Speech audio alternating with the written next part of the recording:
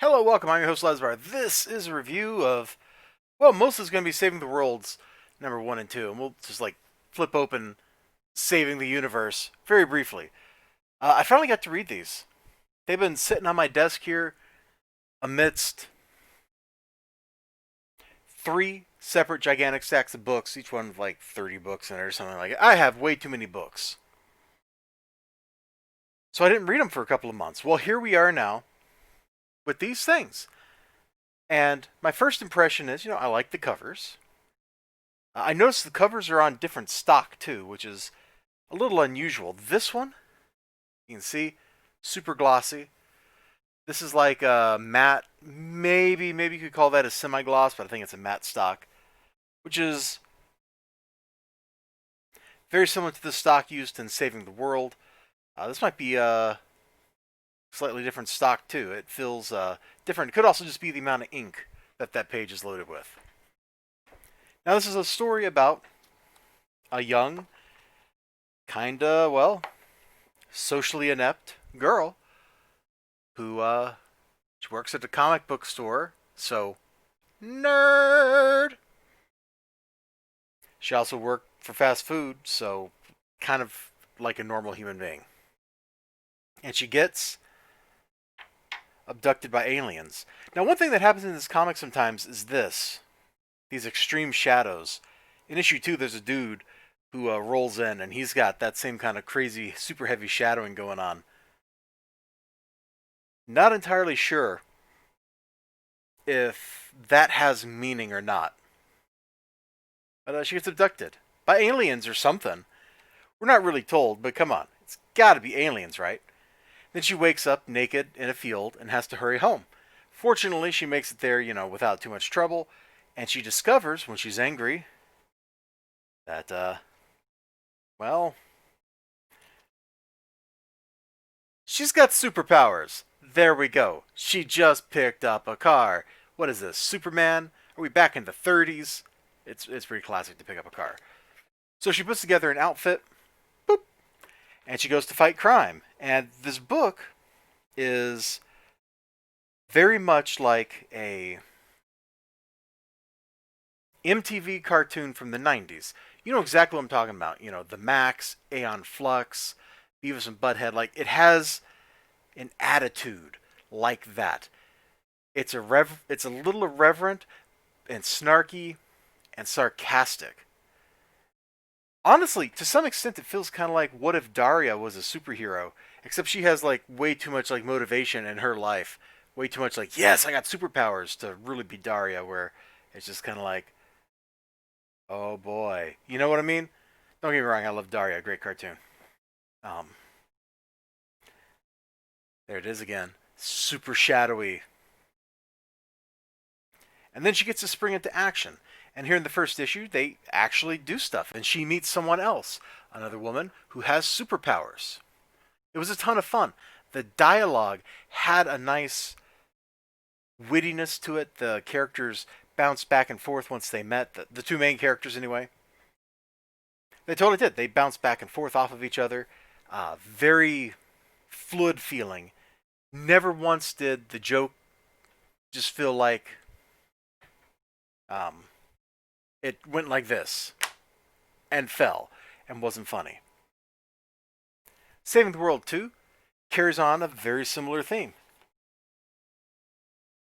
There's our dynamic duo, and they spend a couple pages sitting on a couch, picking on each other and cracking wise.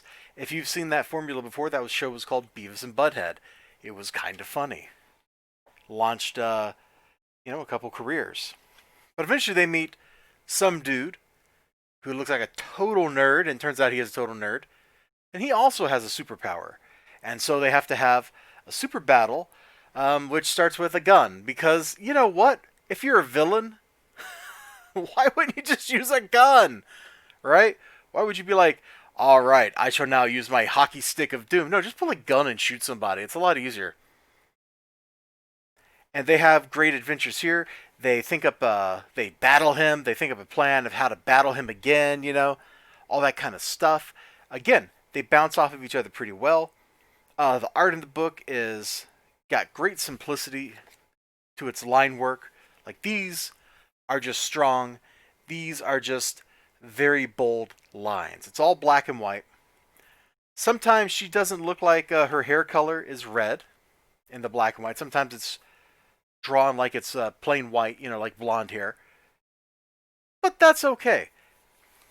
All in all, when I got done reading this,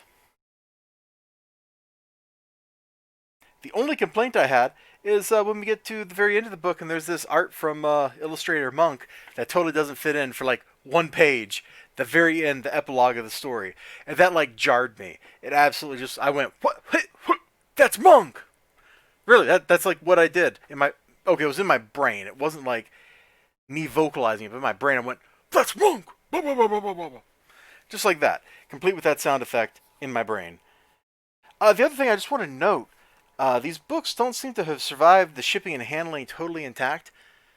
I know I didn't do this to the pages. I unfolded them. They were totally crinked over. I'm trying to get it so you can see it. Just a couple pages in the middle of the book. And I know I didn't do this. I didn't handle the books that much, and they have just been inside of their bags, sitting on my desk. So I didn't do that.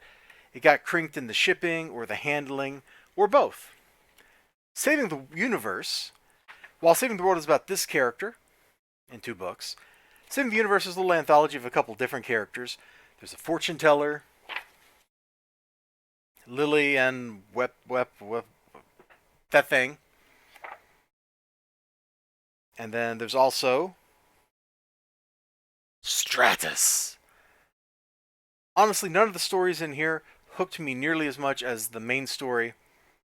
One of these books actually had a Lily and Wepawet story. Was it issue 2? It was probably issue 2. Yeah, it was totally issue 2. Again, great simplicity of the line. It's bold. It's evocative. You get those nice, strong pin strokes, whoosh, and they just draw the eye right in. If you see my reviews of like the comic books by Larry King, you know I love that kind of stuff. I eat that for breakfast, man. You show me like a nice, bold line, and I'm just like, thumbs up. So when I got done reading these, what is my verdict? Really enjoyed these. This was okay. These have a style to them, and it's absolutely fantastic. If you've ever watched any of those 90's cartoons where there's like a rawness to them, there's a little bit of brashness, where they're clever, where they treat you like you're an adult and you already know the inside joke, even though you don't know the inside joke, that's what Saving the World is like.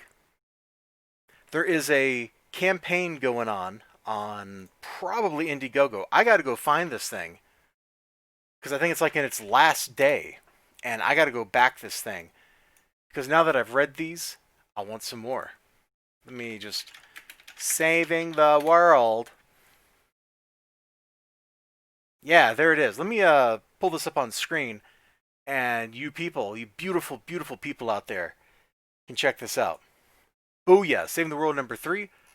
I haven't looked at these tiers. Early Bird Special. There's still some of these available. I don't know what that means. That's probably what I will back, because if this just has like prints or something attached to it, I don't need them. I just need issue 3. So I'll probably go for this one right here. It's a little pricey. You know, it's really kind of hard for me to pay more than like 50 cents a page for a comic book when I'm backing it on Kickstarter or whatever. It just is.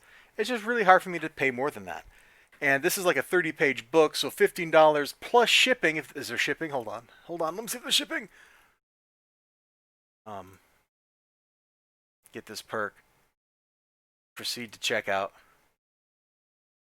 Well, this says no shipping. Oh my gosh. It didn't fill in my info.